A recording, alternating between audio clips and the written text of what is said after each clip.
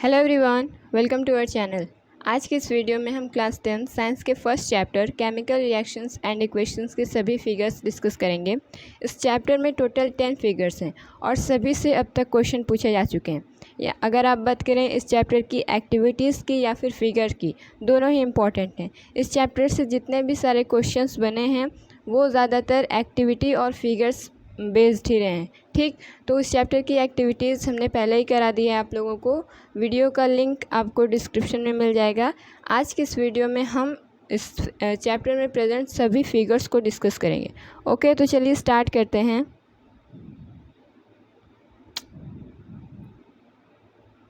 Figure 1.1 है हमारे सामने। Burning of a magnesium ribbon in air and the collection of magnesium oxide in watch glass.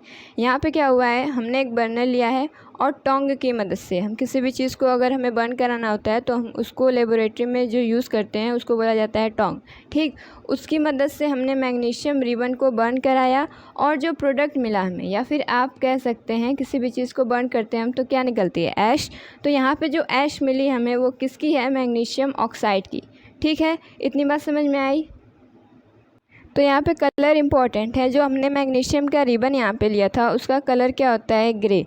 ठीक, और जब आप इसको बर्न कराएंगे हीट करने के बाद जो यहाँ पे ऐश मिली हमें मैग्नीशियम ऑक्साइड की, वो क्या होती है, वो वाइट कलर की होती है। ठीक, तो कलर इम्पॉर्टेंट है। दूसरा ये कि जब ये मैग्नीशियम रिबन को हम बर्न कराते हैं तो ये डैज़लिंग फ्लेम के साथ बर्न होता है, डैज़लिंग फ्लेम। ठीक, क्वेश्चन पूछा जाता है कि जो बर्न हो रही है चीज़ वो किस तरीके से, या फिर आप कह सकते हैं जो फ्लेम निकलती है वो उसका नेचर क्या होता है। ठीक, तो आप बताएंगे कि डैज़लिंग फ्लेम के साथ मैग्नीशियम रिबन जो है बर्न करता है। तो यहाँ पे हम एक्टिविटी के कंक्लूजन सभी लिख देते हैं। देखिए यहाँ पे क्या हुआ है, मैग्नीशियम जो कि ग्रे कलर का था उसको हमने बर्न कराया, यानी कि ऑक्सीजन के प्रेजेंस में उसका ऑक्सीडेशन हुआ है। तो हमें जो प्रोडक्ट मिला वो क्या है, मैग्नीशियम ऑक्साइड। ठीक, तो यहाँ पे आप देख रहे हैं कि ऑक्सीडेशन हो रहा है क्योंकि यहाँ पे एडिशन ऑफ ऑक्सीजन हमें देखने को मिल रहा है। दूसरा ये कि यहाँ पे ग्रे से वाइट कलर में कलर चेंज हुआ है। और आप लोगों ने केमिकल रिएक्शंस या फिर केमिकल इक्वेशंस की एक कैरेक्टरिस्टिक पढ़ी होगी कि अगर कोई रिएक्शन होता है तो उसमें कलर चेंज भी होता है। ये केमिकल रिएक्शन की कैरेक्टरिस्टिक होती है। ठीक, मोस्ट ऑफ द केस में ऐसा होता है। अब ये जो मैग्नीशियम ऑक्साइड बना है ये क्या है, हमारा मेटालिक ऑक्साइड है। और जितने भी मेटालिक ऑक्साइड होते हैं वो होते हैं बेसिक इन नेचर, इसलिए हम कह सकते हैं कि जो ऑक्साइड बनी है वो बेसिक ऑक्साइड है। ठीक, metallic oxides are basic in nature and non metallic oxides are acidic in nature. दूसरा, ribbon is rubbed by sandpaper to remove the layer of magnesium oxide from its surface. ये जो figure जहाँ पे दिया गया है वहाँ पे एक्टिविटी 1.1 है, उसमें ये बोला गया था कि अगर आप रिबन को बर्न कर रहे हैं तो उससे पहले उसको सैंड पेपर से रब करना है। तो रीज़न यही है कि जब मैग्नीशियम रिबन एयर के प्रेजेंस में होता है तो वो ऑक्सीजन के साथ रिएक्ट करके अपने ऊपर या फिर अपने सरफेस पे एक लेयर जमा लेता है जिसको हम बोलते हैं मैग्नीशियम ऑक्साइड। ठीक, तो इसको रिमूव करने के लिए ही हम उसको सैंड पेपर से रब करते हैं। थर्ड क्या है, मैग्नीशियम बर्न विथ डैज़लिंग फ्लेम। आई बात समझ में। तो ये पूरा इस फिगर का निचोड़ था। चलिए अगले पार्ट पे चलते हैं। फिगर 1.2 है हमारे पास। हमने एक फ्लास्क लिया है, कोनिकल फ्लास्क लिया है और उसके अपर पार्ट को कॉर्क से ढक दिया है। ठीक, ताकि यहाँ पे जो गैस बने वो इससे बाहर ऐसे फ्यूज़ ना हो, एक डिफिनिट पाथ से जाए। ठीक, दूसरा यहाँ पे हमने क्या लिया है, ग्लास ट्यूब, ताकि गैस पास हो सके। ये कोनिकल फ्लास्क लिया है हमने। और यहाँ पे आप देख रहे हैं कि जो रिएक्टेंट लिया है हमने वो क्या है, डाइल्यूट सल्फ्यूरिक एसिड है और साथ में हमने उसमें जिंक के ग्रैन्यूल्स ऐड किए हैं। तो क्या होता है, जब आप डाइल्यूट सल्फ्यूरिक एसिड में जिंक के ग्रैन्यूल्स ऐड करेंगे तो वहाँ पे एक रिएक्शन होगी और उस रिएक्शन में इवोल्यूशन ऑफ हाइड्रोजन गैस हमें देखने को मिलता है। अब ये रिएक्शन कैसे होती है चलिए समझते हैं। देखिए हमारे पास क्या है, जिंक जो कि अपने सॉलिड फेज़ में होगा। क्यों, क्योंकि हमने उसके ग्रैन्यूल्स यूज़ किए। साथ में हमने सल्फ्यूरिक एसिड ली है जो कि है डाइल्यूट। तो जब इन दोनों को हम आपस में रखते हैं तो इन दोनों में रिएक्शन होता है और जिंक हाइड्रोजन से ज़्यादा रिएक्टिव होता है, जिसकी वजह से ये इसको रिप्लेस कर देता है इसी के सल्फेट में से और बना लेता है जिंक सल्फेट। प्लस में यहाँ पे बनती है हमारी H2 गैस। ठीक, तो ये जो रिएक्शन है ये एक स्पेशल टाइप का रिएक्शन है। यहाँ पे क्या होता है, जब मेटल और एसिड आपस में रिएक्ट करेंगे तो जो प्रोडक्ट बनेगा हमारा वो होता है सॉल्ट और हाइड्रोजन। सेम यही चीज़ हमें इसमें देखने को मिली है। ठीक, और एक चीज़ आप कह सकते हैं कि ये जो रिएक्शन हुई है वो हमारी डिस्प्लेसमेंट रिएक्शन है। दूसरा अगर इससे क्वेश्चन बना तो आपसे पूछा जाएगा कि यहाँ पे जो गैस रिलीज़ हुई है उसको हम कैसे चेक करेंगे या फिर कैसे कंफर्म करेंगे कि वो हाइड्रोजन ही गैस है। तो इसके लिए हमने एक टेस्ट पढ़ा है, पॉप साउंड टेस्ट, कि जो हाइड्रोजन गैस होती है वो पॉप साउंड से बर्न होती है।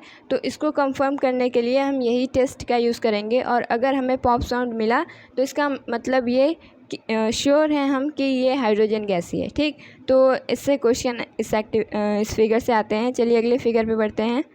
फिगर 1.3, यहाँ पे हमने एक बीकर लिया है और उसमें हमने वाटर ऐड किया है। ठीक, अब यहाँ पे हमने वाटर लिया है, अब इसमें हम ऐड करेंगे कैल्शियम ऑक्साइड। कैल्शियम ऑक्साइड को हम क्विक लाइम भी बोलते हैं। जब आप इसमें कैल्शियम ऑक्साइड को ऐड करेंगे तो वाटर और कैल्शियम ऑक्साइड में रिएक्शन होगा और जो प्रोडक्ट बनेगा वो हमारा होगा स्लैग्ड लाइम, या फिर आप कह सकते हैं कैल्शियम हाइड्रोक्साइड। ये जो कैल्शियम हाइड्रोक्साइड होता है इसके फॉर्मेशन के साथ साथ एक लार्ज अमाउंट में हीट भी रिलीज़ होती है। और यहाँ पे आप देख रहे हैं कि अगर आप इस कंटेनर को टच करेंगे तो आपको टेम्परेचर इंक्रीज़ होता हुआ महसूस होगा। ठीक, यानी कि ये क्या है, हमारी एक्सोथर्मिक प्रोसेस है। तो इस फिगर से यही सवाल आता है कि जो प्रोडक्ट बना है हमारा कैल्शियम हाइड्रोक्साइड उसका कलर क्या है। तो ये जो कैल्शियम हाइड्रोक्साइड होता है वो होता है मिल्की वाइट कलर का। ठीक, और दूसरा ये पूछा जाएगा कि ये रिएक्शन एक्सोथर्मिक है या फिर एंडोथर्मिक। तीसरी बात, ये जो प्रोसेस हुई है उसको एक स्पेसिफिक नेम दिया जाता है जो कि है स्लैकिंग ऑफ लाइम। ठीक, तो इसके ऑब्जर्वेशंस को हम एक बार रीड कर लेते हैं। देखिए यहाँ पे कैल्शियम ऑक्साइड है जिसको हम क्विक लाइम या फिर बर्नट लाइम भी बोलते हैं। ये दोनों नाम आपको ध्यान में रखना है। ठीक, और यहाँ पे हमने लिया H2O। जब आप इन दोनों को रिएक्ट करवाएंगे तो हमारा जो प्रोडक्ट बनेगा वो क्या होगा, कैल्शियम हाइड्रोक्साइड CaOH का ट्वाइस। इसको हम स्लैग्ड लाइम या फिर हम इसको लाइम वाटर भी बोलते हैं। अब देखिए स्लैग्ड लाइम और लाइम वाटर इन दोनों में डिफरेंस होता है।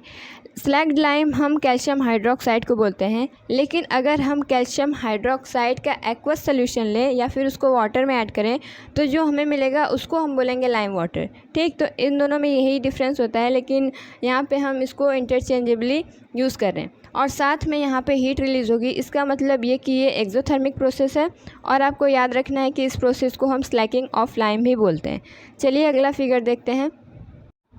यहाँ पे हमारा फिगर 1.4 है। यहाँ पे एक स्टूडेंट है जिसके हाथ में क्या है, बॉइलिंग ट्यूब, और उसको इसने टोंग की मदद से हैंडल किया हुआ है। और जो इस बॉइलिंग ट्यूब में प्रेजेंट है वो है हमारा फेरस सल्फेट के क्रिस्टल, यानी कि ये अपने हाइड्रेटेड फॉर्म में है। दो तरीके के सॉल्ट होते हैं, हाइड्रेटेड और अनहाइड्रस। हाइड्रेटेड यानी उसमें वाटर ऑफ क्रिस्टलाइजेशन प्रेजेंट होंगे, एनहाइड्रस यानी उसमें वाटर ऑफ क्रिस्टलाइजेशन नहीं प्रेजेंट होंगे। तो यहाँ पे क्रिस्टल बोला है यानी यहाँ पे फेरस सल्फेट के साथ इसके वाटर ऑफ क्रिस्टलाइजेशन भी प्रेजेंट होंगे। आगे यहाँ पे बोला गया है कि do not point the mouth of boiling tube at your neighbours और योर सेल्फ। ऐसा क्यों बोला गया है, इसका रीज़न ये है कि जब आप फेरस सल्फेट को हीट करेंगे तो इससे कुछ गैसेस रिलीज़ होंगी। अभी हम समझेंगे कि यहाँ पे कौन सी गैस रिलीज़ हो रही है, और वो गैसेस क्या होती हैं, टॉक्सिक होती हैं। इसीलिए हमें ये इंस्ट्रक्शन दिया गया है कि उसको हम अपने पास न लाएं जो गैस रिलीज़ हो रही है। ऊपर लिखा है कि wafting of gas gently towards the nose. अब यहाँ फिगर में लिखा है कि correct way of heating the boiling tube containing crystal of ferrous sulphate and smelling the odour. चलिए अब इस एक्टिविटी को समझते हैं। सबसे पहले हमने क्या लिया था, फेरस सल्फेट के क्रिस्टल लिए थे, यानी कि उसमें वाटर ऑफ क्रिस्टलाइजेशन प्रेजेंट होंगे। और फेरस सल्फेट में कितने वाटर ऑफ क्रिस्टलाइजेशन प्रेजेंट हैं, तो आंसर होगा 7। ये नंबर आपको याद रखना है। ठीक, और अगर फेरस सल्फेट में वाटर ऑफ क्रिस्टलाइजेशन प्रेजेंट होते हैं तब हम उसको क्या बोलते हैं, ग्रीन विट्रोल, यानी कि ये अपने हाइड्रस फॉर्म में है। और जब आप इसको हीट करेंगे तो ये अपने वाटर ऑफ क्रिस्टलाइजेशन को लूज़ कर देगा और ये अनहाइड्रस साल्ट में कन्वर्ट हो जाएगा। उसके बाद जब हम इसकी फ़र्दर हीटिंग करते हैं तो क्या होता है, ये जो फेरस सल्फेट है जो कि सॉलिड फेज में अपने वो बना लेता है फेरिक ऑक्साइड यानी Fe2O3। साथ में यहाँ पे दो गैसेस रिलीज़ होती हैं, सल्फ़र डाइऑक्साइड और सल्फ़र ट्राईऑक्साइड, और ये दोनों ही गैसेस क्या होती हैं, टॉक्सिक होती हैं। अब ये जो फेरस सल्फेट होता है इसका कलर क्या होता है, कलरलेस, और यहाँ पे जो फेरिक ऑक्साइड बनी है हमारी वो है हमारी रेडिश ब्राउन। और यहाँ पे आप जानते हैं कि जो फेरस सल्फेट के क्रिस्टल होते हैं उनको हम ग्रीन विट्रोल भी बोलते हैं, ठीक। तो यहाँ पे आप क्या देख रहे हैं कि ग्रीन से पहले कलरलेस हुआ, फिर कलरलेस के बाद क्या हुआ हमारा रेडिश ब्राउन।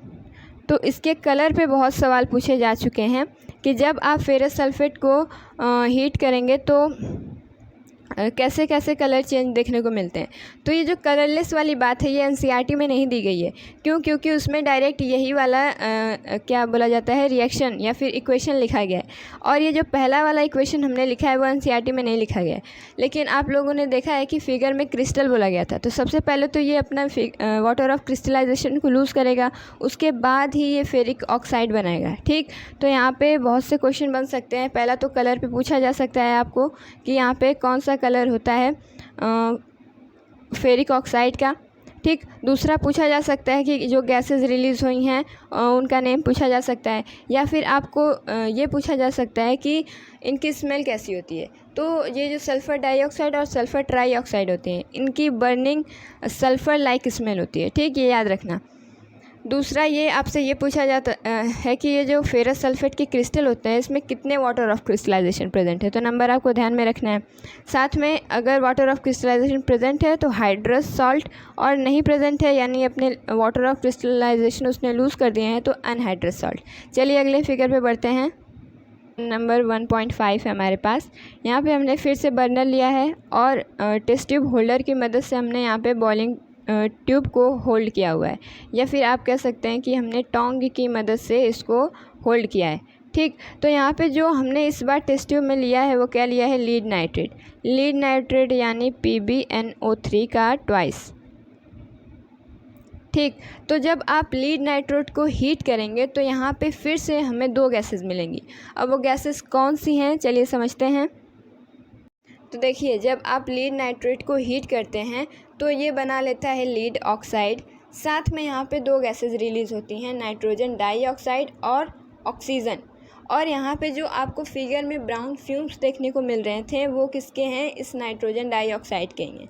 और ये जो लीड नाइट्रेट होता है हमारे, ये वाइट पाउडर होता है, और जब आप इसको हीट करेंगे तो जो ऑक्साइड बनती है लीड की ऑक्साइड वो किस कलर की होती है, येलो, ठीक। तो आपको पहला तो ये रिएक्शन याद होना चाहिए, दूसरा ये कलर याद होना चाहिए, तीसरा आपको ये बताना रहता है कि ये जो ब्राउन फ्यूम्स बने हैं ये किसकी वजह से बने हैं।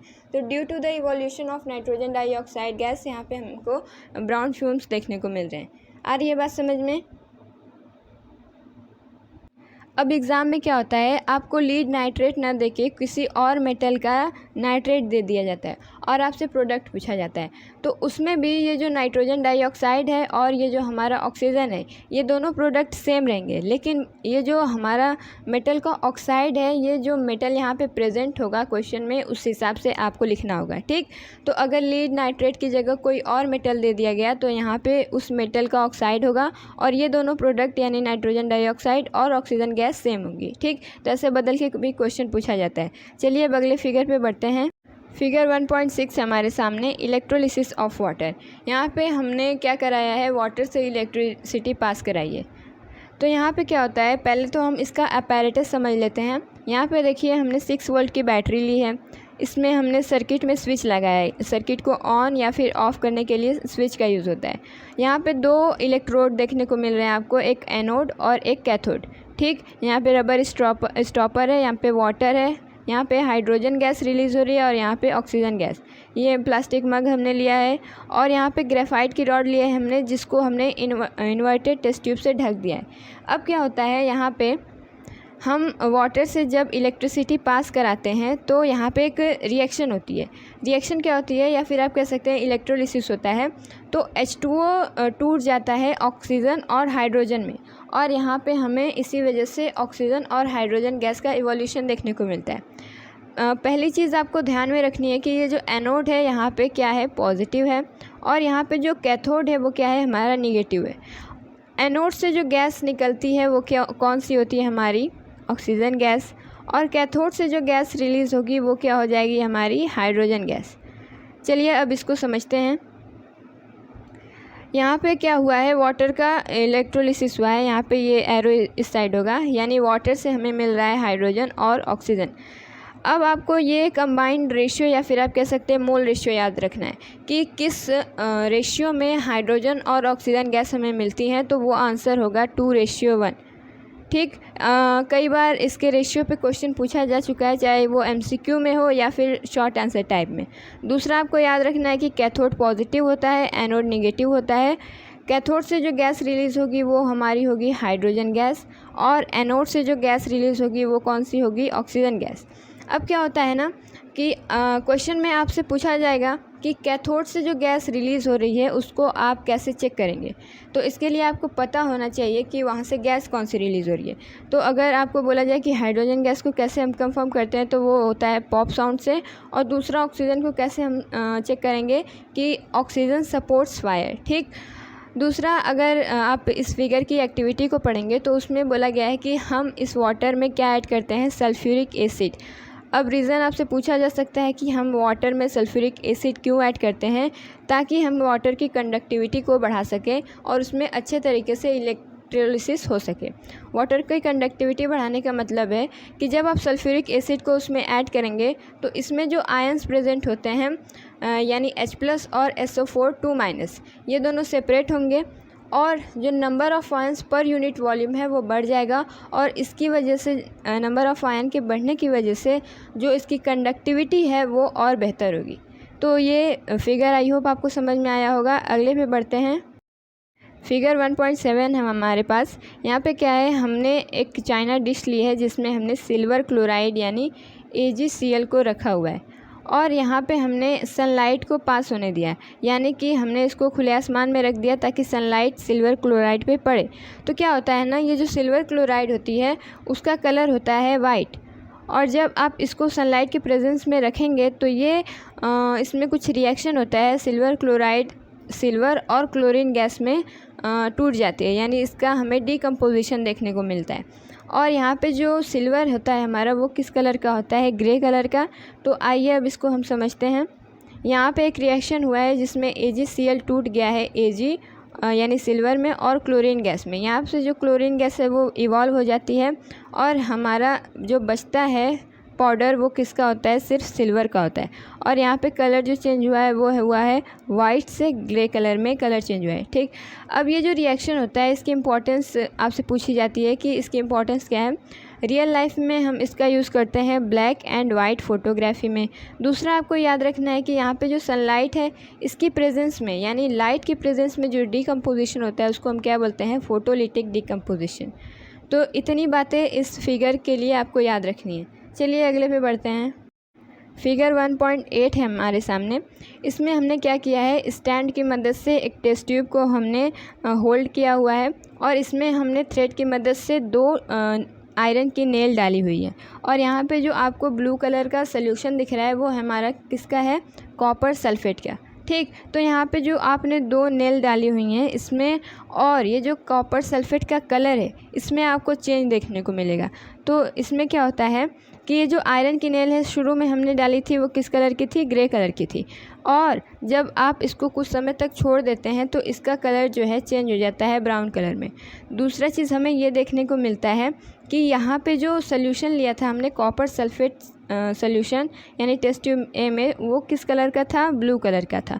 लेकिन इसका कलर क्या है, कुछ समय के बाद चेंज हो गया, और ये जो कलर चेंज हुआ है वो किस कलर का है, पेल ग्रीन कलर, या फिर आप कह सकते हैं कि फेड ग्रीन कलर। ठीक, तो ऐसा क्यों हुआ है आइए समझते हैं। यहाँ पे क्या होता है कि जब आप आयरन नेल को कॉपर सल्फेट के सॉल्यूशन में डालते हैं तो ये जो आयरन होता है वो कॉपर से ज़्यादा रिएक्टिव होता है। ठीक, यानी इसकी रिएक्टिविटी ज़्यादा है तो ये कॉपर को डिस्प्लेस कर देता है और बना लेता है फेरस सल्फेट एक्वा सोल्यूशन। यानी कुछ समय बाद जो आप एक्वा सोल्यूशन देखेंगे वो कॉपर सल्फेट का नहीं बल्कि फेरस सल्फेट का होगा। और अब आपके मन में आ रहा होगा कि ये कॉपर कहाँ गया, तो जो आयरन की नेल में कलर चेंज हुआ है यानी ब्लू कलर में वो चेंज हुआ है, वो इसी वजह से हुआ है कि उस नेल पे कॉपर डिपॉजिट हो गया है जाके, इसी वजह से उसका कलर ब्राउन में चेंज हो गया है। तो यहाँ पे क्या होता है, colour of iron nail change due to the coating of copper on the nail. ठीक, तो कलर कौन सा था हमारा, ब्राउन। ये नेल का कलर हम बता रहे हैं। दूसरा, aqua solution turns fade due to the formation of ferrous sulphate. तो यहाँ पे आपको जो कलर देखने को मिल रहा है वो क्या है, यहाँ पे हमें ब्लू कलर से लाइट ग्रीन कलर में चेंज देखने को मिल रहा है। अब आपको याद रखना है कि ये काफ़ी इंटरेस्टिंग बात है कि जो फेरस सल्फेट होता है उसमें भी वाटर ऑफ क्रिस्टलाइजेशन प्रेजेंट होते हैं और उसको हम बोलते हैं ग्रीन विट्रोल। और यहाँ पे जो आपने कॉपर सल्फेट लिया था इसमें भी वाटर ऑफ क्रिस्टलाइजेशन प्रेजेंट होते हैं और इसको हम बोलते हैं ब्लू विट्रोल। अभी आपने देखा कि कॉपर सल्फेट का कलर कैसा होता है, ब्लू, और इसको हम बोलेंगे ब्लू विट्रोल। ठीक, इसमें 7 वाटर ऑफ क्रिस्टलाइजेशन प्रेजेंट होंगे और कॉपर सल्फेट में 5। ये चीज़ें आपको ध्यान में रखनी है। चलिए अब बढ़ते हैं अगले फिगर की तरफ। फिगर 1.9 है हमारे सामने, सेकेंड लास्ट फिगर है, formation of barium sulphate and sodium chloride.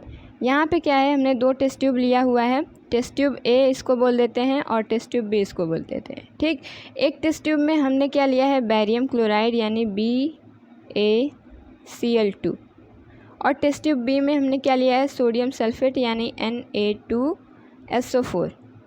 अब इन दोनों को हमने क्या किया, यहाँ पे मिक्स किया। तो जब आप बैरियम क्लोराइड में सोडियम सल्फेट मिक्स करेंगे तो यहाँ पे एक रिएक्शन होगी जिसको हम बोलेंगे डबल डिस्प्लेसमेंट रिएक्शन। क्यों? क्योंकि यहाँ पे हमें म्यूचुअल एक्सचेंज ऑफ आयन देखने को मिलते हैं और यहाँ पे जो प्रोडक्ट बनेगा वो हो जाएगा हमारा बैरियम सल्फेट। ठीक, साथ में एक और प्रोडक्ट बनेगा जो कि होगा हमारा NaCl। अब ये जो बैरियम सल्फेट है ये एक तरीके का प्रिसिपिटेट होता है और इसका कलर क्या होता है, वाइट। प्रिसिपिटेट यानी जो वाटर में इनसॉल्युबल होता है उसको हम क्या बोलते हैं, प्रिसिपिटेट, और ये वाइट कलर का होता है। यानी कि जब आप इन दोनों एक्वा सोल्यूशन को ऐड करेंगे, जो पहले कलरलेस थे वो आपको रिएक्शन होने के बाद वाइट कलर देगा। ठीक, तो चलिए इसको समझते हैं। यहाँ पे क्या हुआ है, सोडियम सल्फेट और बैरियम क्लोराइड में रिएक्शन हुआ है और NaCl और बैरियम सल्फेट बना है। यहाँ पे जो प्रिसिपिटेट बनता है उसको या तो हम सॉलिड से डिनोट करते हैं ऐसे, या फिर हम डाउनवर्ड एरो से डिनोट करते हैं, या फिर हम उसको PPT से डिनोट करते हैं। ठीक, ये तीनों चीज़ें आपको ध्यान में रखनी है कि हम प्रिसिपिटेट को कैसे कैसे डिनोट कर सकते हैं। और आपको क्या याद रखना है कि ये डबल डिस्प्लेसमेंट रिएक्शन है और इसको हम एक और नाम से जानते हैं जो कि है प्रिसिपिटेशन रिएक्शन। और यहाँ पे जो प्रिसिपिटेट बना है उसका कलर आपको ध्यान में रखना है, वाइट कलर। प्रिसिपिटेट जो होते हैं इनसॉल्युबल इन वाटर होते हैं, इसी वजह से हमें इसका कलर देखने को मिलता है। चलिए अब लास्ट फिगर पे बढ़ते हैं। लास्ट फिगर है हमारा फिगर 1.10। यहाँ पे क्या हो रहा है, oxidation of copper two copper oxide. यहाँ पे हमने बर्नर लिया है, ट्राईपोड स्टैंड, यानी जो स्टैंड आपको दिख रहा है इसको हम ट्राईपोड स्टैंड बोलते हैं। और यहाँ पे हमारा है वायर गाउज जिस पे हमने रखा है एक चाइना डिश, और जिस डिश में ये जो ब्राउन कलर का आपको दिख रहा है ये क्या है, हमारा कॉपर का पाउडर है। तो जब आप इसको हीट कर रहे हैं तो फिर से यहाँ पे एयर के प्रेजेंस में रिएक्शन हो रहा है, यानी यहाँ पे ऑक्सीजन प्रेजेंट होगा, और जब आप इसको हीट करेंगे तो कॉपर का क्या हो जाएगा, ऑक्सीडेशन, यानी यहाँ पे हमें क्या देखने को मिलेगी, कॉम्बिनेशन रिएक्शन, यानी कॉपर और ऑक्सीजन आपस में कंबाइन हो जाएंगे और हमें प्रोडक्ट देंगे कॉपर ऑक्साइड। और यहाँ पे जो कॉपर है ये हमारा किस कलर का होता है, ग्रे कलर का, और जो कॉपर का ऑक्साइड बनेगा हमारा वो किस कलर का होगा, ब्लैक कलर का। ठीक, तो इसके कलर से क्वेश्चन पूछे जाते हैं। चलिए अब इसका हम एक बार समझ लेते हैं। यहाँ पे क्या था, कॉपर को हमने क्या कराया, हीट कराया in the presence of air, या फिर आप बोल सकते हैं ऑक्सीजन। और यहाँ पे जो प्रोडक्ट मिला हमें वो है कॉपर ऑक्साइड, और ये ब्राउन से ब्लैक कलर में चेंज हमें देखने को मिल रहा है। और यहाँ पे क्या हुआ है, ऑक्सीडेशन ऑफ कॉपर, क्योंकि यहाँ पे एडिशन ऑफ ऑक्सीजन आपको देखने को मिल रहा है। दूसरा चीज़ क्या होता है, इसी फिगर के नीचे आपको दिया होगा कि अगर हमें कॉपर ऑक्साइड का जो ब्लैक कलर है उसको दोबारा से ब्राउन कलर में चेंज करना है तो हम क्या करेंगे? तो आंसर होगा कि हम उस कॉपर ऑक्साइड में से हाइड्रोजन गैस को पास करा देंगे और जब आप इसको हीट कराएंगे तो हमें क्या मिलेगा? कॉपर प्लस में H2, यानी ये वाटर और ऑक्सीजन आपस में कंबाइन हो जाएंगे, या फिर आप कह सकते हैं कि यहाँ पे हाइड्रोजन का ऑक्सीडेशन हो जाएगा और हमें वाटर मिलेगा और साथ में यहाँ पे कॉपर रिलीज अलग हो जाएगा और दोबारा से हमें ब्राउन कलर मिल जाएगा। ठीक, तो ये दोनों रिएक्शन काफ़ी इंपॉर्टेंट है, इससे बहुत से क्वेश्चन आ चुके हैं अब तक, या तो आपको फिगर दे के पूछे या फिर स्टेटमेंट बेस्ड क्वेश्चन पूछे। ठीक, और ऐसे question case based study question में भी आ चुके हैं। तो ये था हमारा इस चैप्टर के केमिकल रिएक्शन एंड इक्वेशन के सभी फिगर। जो चीज़ें हमने आपको एक्स्ट्रा बताई हैं, जैसे किस गैसेस का फॉर्मेशन हो रहा है, या फिर कहाँ पे प्रिसिपिटेट बन रहा है, या फिर कहाँ पे हमें ऑक्सीडेशन देखने को मिल रहा है, या फिर कहाँ पे कलर चेंज देखने को मिल रहा है, ये सारी चीज़ें आपको एनसीईआरटी में नोट कर लेनी है और बार बार रिवाइज़ करना है। ठीक, यही चीज़ें क्वेश्चन पूछे जाते हैं, चाहे आप अगर प्रीवियस ईयर क्वेश्चन उठा के देखेंगे तो ऐसे ही क्वेश्चन की भरमार पड़ी है वहाँ पर। ठीक, और फिगर एकदम इम्पॉर्टेंट है जैसे एक्टिविटी इम्पॉर्टेंट है, तो दोनों आपको करना है। आई होप आपके लिए ये वीडियो हेल्पफुल रही होगी। Thank you, thanks for watching.